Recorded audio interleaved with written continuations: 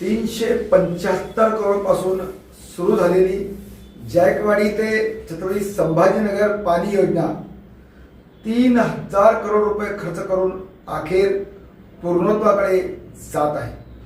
गुढीपाडवा निमित्त मनपा आयुक्त जे श्रीकांत यांनी पाण्याची पूजा करून सायफन पद्धतीने पाणी जॅकवेलमध्ये चढवले आणि संभाजीनगर वासियांचे पाण्याचे स्वप्न पूर्ण होईल अशी ग्वाही दिली आहे। सर्व छत्रपती संभाजीनगर वासियांना सप्रेम नमस्कार।